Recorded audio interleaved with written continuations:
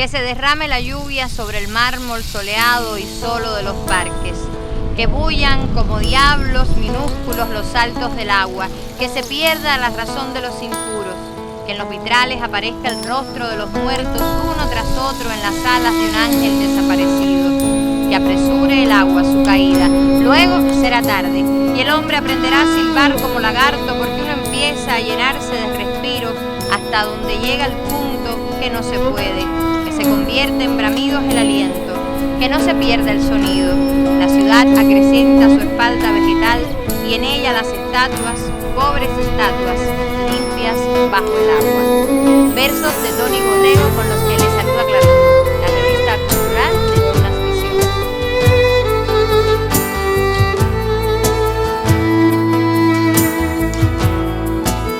Nuestra agenda cultural celebra el aniversario 224 de la fundación de la ciudad. Les acerca a las actividades como parte del Portus Patris, el mayor concurso literario de la Asociación Hermanos Saiz en nuestra provincia, y además ofrece otros pormenores e invitaciones que le hace la cultura en las tunas.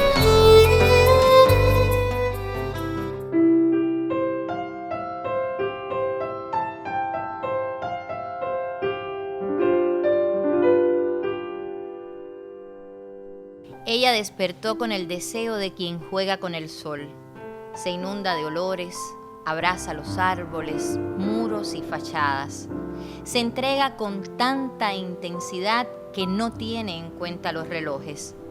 Nunca antes se había sentido tan dueña. Ahora, una nueva luz la habita. Ella, la ciudad, advierte que la amas.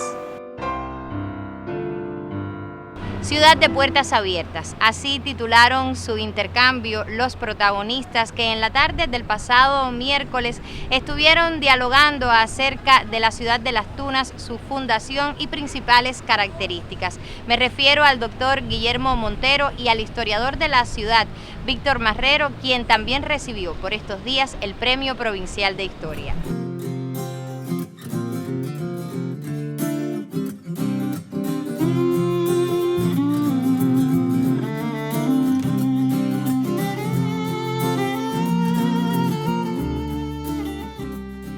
Las Tunas, como pueblo, se funda en 1796.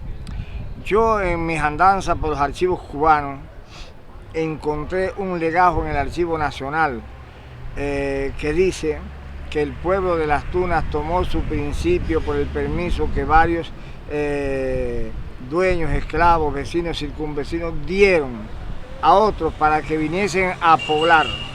Y dice, como se ha practicado en el año de 96 del siglo pasado.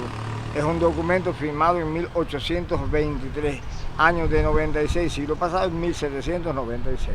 De ahí nosotros decidimos, después de un taller que hicimos con intelectuales del pueblo, pues fijar la fecha fundacional en 1796, el pueblo de Las Tunas. Después de que se funde el pueblo vendrían los títulos, porque por ejemplo le aclaraba a un colega el título de ciudad, después se lo dan en 1853, el título de villa en 1847, 48, la tenencia de gobierno del 47, es decir, son títulos que otorga a la ciudad. Dentro de ese andar comenzarían incluso ya en esas primeras etapas del siglo XIX la fundación de instituciones, porque un pueblo sin instituciones no es nada, y ahí comenzaría a fundarse el cuerpo de sanidad, se comenzarían a fundar las primeras escuelas, se comenzarían a fundar otros estamentos sociales, el ayuntamiento, etcétera, que te iba dando la idea de un pueblo ya en desarrollo. De esta manera, bueno, pues Las Tunas va transitando durante el siglo XVIII y XIX por diferentes momentos, hasta que alcanza las alturas del siglo XX. Sabemos que con las guerras del siglo XIX, toda la arquitectura local se perdió por las guerras, porque se incendió en 3 ocasiones. De esta manera, bueno, al perderse esa arquitectura colonial que tenía Las Tunas, comenzarían los emprendedores a construir cosas nuevas en el pueblo. De ahí la arquitectura ecléctica que exhibimos hoy. Cuando usted se pone a ver los arcos escarzanos, como uno que estoy viendo allá a la distancia del Don Juan, cuando me pongo a mirar el Cine Teatro Rivera, fundado por Isaac Rivera Castro, ese español legendario que contribuyó mucho al desarrollo de las Tunas. Cuando nos ponemos a observar la Sociedad del Liceo, que estaba aquí donde es hoy la Casa del Joven Creador, o la Colonia Española, donde es hoy la biblioteca, son elementos que te van dando bases en el desarrollo del pueblo. De esta manera, bueno, pues van a existir otros momentos de la ciudad, como son los hoteles, los cines, los teatros, de manera que Las Tunas tiene ese emblematismo. Las Tunas tiene muchos elementos que son únicos en su andar, Cuando vemos así al Museo Provincial, era el antiguo ayuntamiento de la ciudad, pero ahí fue la primera casa del pueblo, y era el hijo del dueño del hato, Rivero González. De modo tal que cuando vas a andar en este paso por Las Tunas, tenemos que verlo en toda esa dimensión, una ciudad de mitos y leyendas, porque las leyendas conforman parte de una ciudad. La leyenda del caballo blanco, todavía la gente la recuerda, y es una leyenda, pero está ahí. O los Huijes del Hormiguero, o diferentes leyendas que están amalgamadas en la memoria popular. Por eso, un pueblo se conforma de su arquitectura, de su historia y de sus personajes.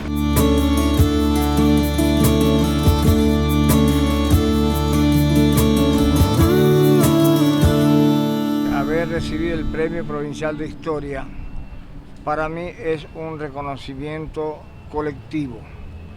Es un reconocimiento a la Unión de Historiadores, en la cual me he desempeñado desde su fundación. Es un reconocimiento también, no a mí exactamente, sino también a la ciudad en este nuevo aniversario. Yo creo que realmente he trabajado. Yo llevo más de 40 años trabajando por la ciudad. Defendiendo la ciudad, tratando de que en cada momento pues la ciudad surja de lo que debe surgir. Digamos, por ejemplo, en la preservación de su arquitectura. Cuando yo era el presidente de la Comisión Provincial de Monumentos, pues participaba sistemáticamente con todos los organismos en la necesidad de preservar los sitios arqueológicos, los sitios históricos, en la rigurosidad de un control exacto de la ciudad de Las Tunas. Y yo, que nací en Holguín, que vivo en Las Tunas hace casi 50 años, pues pienso que he tomado la ciudad como propia, y en ella me he identificado con cada uno de esos procesos, de manera que lo que he escrito realmente lo he dedicado básicamente a la divulgación de Las Tunas en eventos nacionales, internacionales, de manera que en cada circunstancia Las Tunas ha estado en el centro de nuestras preocupaciones. La historia se va engrandeciendo poco a poco con los granitos de arena que cada uno le va aportando, porque la historia es de todos y es para todos.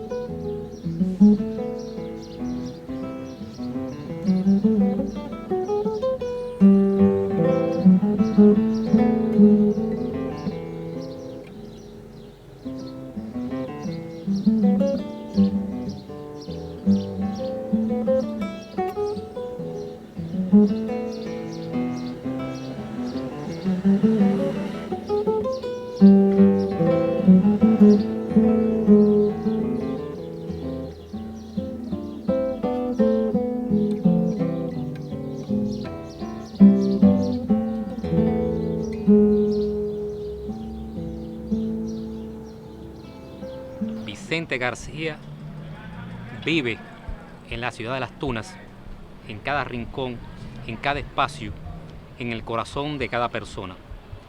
Incluso más allá, vive también en todas esas personas, incluso cubanos, incluso extranjeros, que son capaces de reconocer la valía de este hombre en el proceso de lucha independentista en Cuba.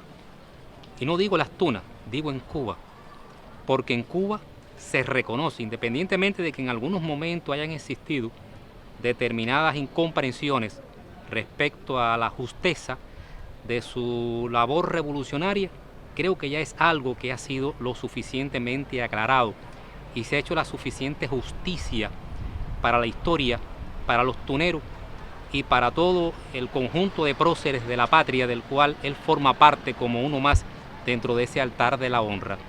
Creo que Vicente García ha sido siempre, de alguna manera, uno de los padres de la revolución, uno de los iniciadores que no por gusto es el que despunta por encima de todo en la región de Las Tunas. Es el encargado de los primeros momentos de la lucha por la independencia en elegir el lugar donde se decidiría la revolución. Fue la confianza durante mucho tiempo de Carlos Manuel de Céspedes, de quien recibió protección estando en el acampamentado en Ojo de Agua de los Melones, allí con el gobierno, con el ejecutivo del gobierno de la República, y del mismo modo como fue protegido Céspedes por Vicente García en lugares de la región de Las Tunas como en Minas, Cupeyal, Rompe y otros lugares que hoy recuerdan las personas y además por transmisión oral recuerdan de esos momentos importantes de decisión definitiva, de resolución de la guerra, donde en varios momentos había que decidir y decidir solamente por una cosa, decidir por el triunfo, decidir por la revolución. Vicente García desde los primeros momentos fue designado para combatir, para defender una región, pero defendiendo esta región, la región de Las Tunas, era sinónimo de decir estamos defendiendo al oriente. Era el paso obligatorio de las columnas españolas hacia la parte oriental del país y tuvo esa responsabilidad bajo sus hombros. Eran constantes ir y venir y de información y de mucha inteligencia de sus seguidores en toda una franja que era sumamente difícil porque no existía un terreno que favoreciera desarrollar un tipo de lucha como si en otros lugares, estoy hablando de lucha irregular, y la supo establecer Vicente García como casi prácticamente como un paladín único en el territorio cubano. Vicente García era una persona noble, lo identificamos por eso, por su honradez, por su sencillez, por su origen, porque a veces decimos era un campesino, pero era un campesino por el modo en que trataba a sus congéneres. Era la persona muy amable, era la persona muy familiar y muy amorosa con su esposa y con sus hijos. Era la persona que en todo momento sabía compartir con sus soldados. Nunca los llamó de un modo despectivo, nunca los llamó por el color de la piel, ni mucho menos por la estructura socioclasista. Los llamó siempre como justamente lo hizo, soldados del Ejército Libertador. Como decía constantemente, mis hombres, porque lo sentía suyo y sentía cuando uno de ellos era herido o era muerto en combate. Tampoco le tembló el brazo cuando tuvo que decidir el fusilamiento de algunos por alta traición a la patria. Y creo que eso formó parte también de su pensamiento constitucionalista, porque así lo establecía la Constitución de la República. Y había que granjearse de ese modo un respeto y una lealtad a la patria. Creo que lo que le dio el lugar de ser ese León de Santa Rita fue justamente haber vencido y de una manera contundente a tropas bien armadas y pertrechadas hasta los dientes del ejército colonial español, representada por militares connotados de ese ejército como el coronel Loño, Esponda, el propio Valeriano Weyler, que fue capaz de propinarle una derrota y dejar 55 cuerpos en el terreno. Vicente García creo que en algún momento se vio entre varios fuegos. Entre el fuego de aquellos que no comprendieron su grandeza, su capacidad para dirigir un ejército, una república y para tomar decisiones acertadas, y que eran justamente esas personas que lamentablemente formaban parte del gobierno de la república, del ejecutivo del gobierno en un momento determinado, sino también el fuego de los enemigos, de un Martínez Campos, de todos aquellos que andaban abogando por una paz e independencia, y fue capaz en todo momento de defender con toda la lealtad que lo caracterizó, defender una paz, pero una paz que llevara consigo esa independencia. No renunció hasta el último momento a la posibilidad que tuvo de luchar, cuando prácticamente ya todo el campo insurrecto había prácticamente ya depuesto las armas. Él se mantuvo en pie de lucha y propinándoles contundentes derrotas a varios grupos de españoles en la región de las Tunas. Fue la persona que en el momento ya más difícil de la historia de la Guerra de los 10 años fue designado para que ocupara el cargo de presidente de la República. Poco tiempo, porque automáticamente en unos días le fue designada la tarea del jefe del Ejército Libertador de todos los cubanos, porque así está escrito. ¿Y por qué? Porque era el hombre que en ese momento tenía más conocimiento de la vida militar. Era el hombre que tenía la convicción de que podía además lograr arrastrar a aquellos que habían claudicado y a aquellos otros que tenían deseo de continuar la lucha hasta las últimas consecuencias. Se vio un momento solo, pero con toda la fuerza y toda la lealtad que lo caracterizó. Por eso es que hoy los tuneros sienten que Vicente está en cualquier parte.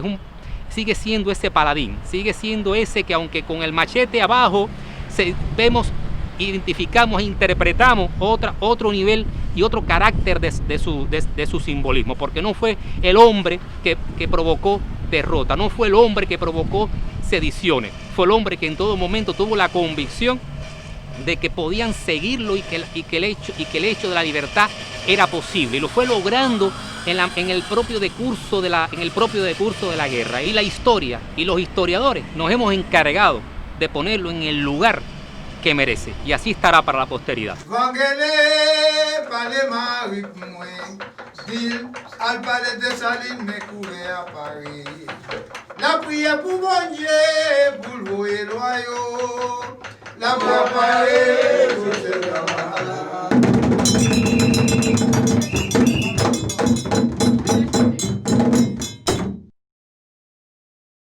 Mañana, sobre las 10 de la mañana, sábado 26 de septiembre, vamos a estar ya festejando, ¿no?, el aniversario 95 del Grupo Portador Pití Dancé, una agrupación que dignifica la cultura popular tradicional en la provincia y que hemos estado promocionando por los medios desde hace ya un tiempecito para lograr hacer una gran fiesta y que sea un gran aniversario entre todos.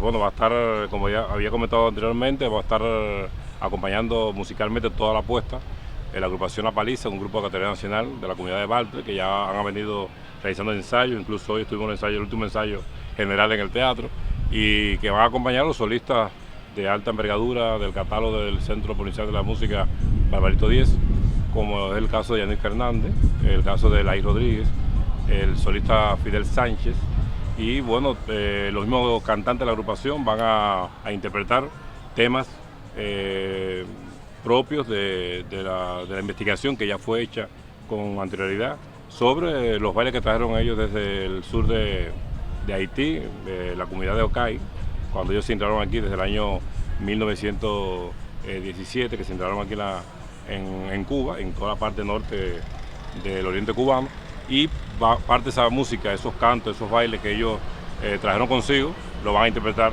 los cantantes de la agrupación La Paliza. La agrupación Coibá va a también bailar, una agrupación también que ya lleva años, ya 20 y tantos años en la vida profesional y que surge del movimiento aficionado del año 92, va a interpretar magistralmente los nengones de esta parte oriental del país. Algo que me tiene muy apasionado es que comentaba a los medios de que la gala que va a estar homenajeando este aniversario de Pitiancé va a estar compuesta en el 90 y tanto % de jóvenes que van a estar defendiendo las tradiciones tanto ya conocidas campesinas nuestras, nuestros bailes típicos, como bailes de la parte oriental y otros bailes típicos del sur de Haití, de la región Ocay, donde surge estos descendientes de la agrupación, descendientes haitianos, como es el Feinamboa, como es el Gagá, que lo interpretan muy bien y son jóvenes por lo general. Y que vamos a llevarlo de una manera más, una concesión que hemos querido hacerlo en forma de recorrido, ¿no?, por toda la parte oriental, y que va a ser contado por los actores Elizabeth Till y Elizabeth Borrero y Andrés Till, que lo van a contar de una manera también muy original, visitando cada provincia y en cada provincia hace una estadía para poder mostrar las tradiciones de esa localidad y que lleguen a las tunas en busca de ese reconocimiento que le vamos a dar en nombre del nombre de Cuba, pero bueno, principalmente en nombre de las tunas. Así que invitados están todos para que estén junto con nosotros mañana. Recuerden, desde la mañana, Cine Teatro Tuna, y que vamos a pasarle en grande, bien bonito. Queremos hacer algo que a la gente le guste y que se le quede sobre todo el mensaje que queremos transmitir a través del espectáculo Cantares desde mi raíz. Nos vemos.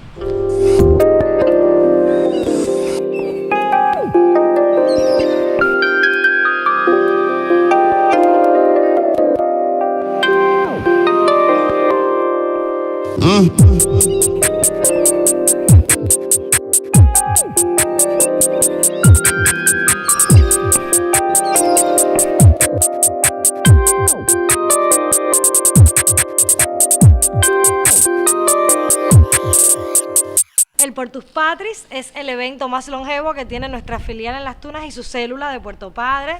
En su edición 26, este año una edición diferente que la hemos tenido pues que transportar a esa onda digital, a las redes sociales, pues por toda la situación por la que está atravesando el país. Y no queríamos que dejara de ser y ni perdiera tampoco ese carácter que siempre tiene el Por Tus Patris, de tener la literatura y que todos se unan para debatir sobre literatura y disfrutar de buena literatura de nuestros jóvenes escritores. Este año dedicada a la poesía, al género poesía y a la obra de nuestro querido escritor Tony Borrero, que además estuvimos presentando su último libro, un libro post-mortem, La eternidad no basta para todos. Se concursó, 15 obras estuvieron en concurso, se concursó en el género poesía. El premio se dará a conocer el sábado 26 a las 3 de la tarde en una transmisión en vivo a través de nuestra página, nuestro perfil de Facebook y la página Por Tus Patris, Premio Literario Por Tus Patris.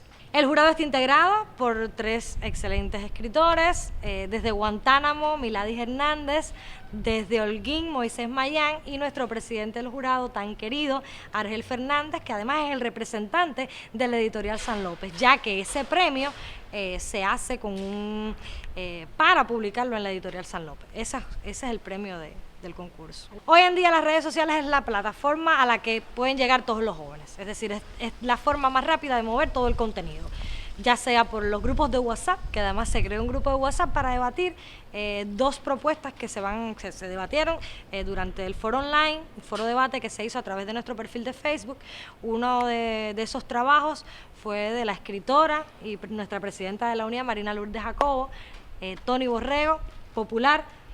Te puedes imaginar infinidades de personas que quieren a Tony Borrego, que lo admiran, que conocen su obra, y otro pues tiene que ver con el trabajo de la mujer creadora. No solamente nos quisimos centrar en una mujer poetisa o escritora, sino en la mujer en general, cómo llega la mujer profesional como artista, y nos centramos con un trabajo de Ana Margarita Arada, nuestra jefa de sección de crítica e investigación, con un trabajo sobre la obra de Yamila Coma, una excelente artista visual de Las Tunas.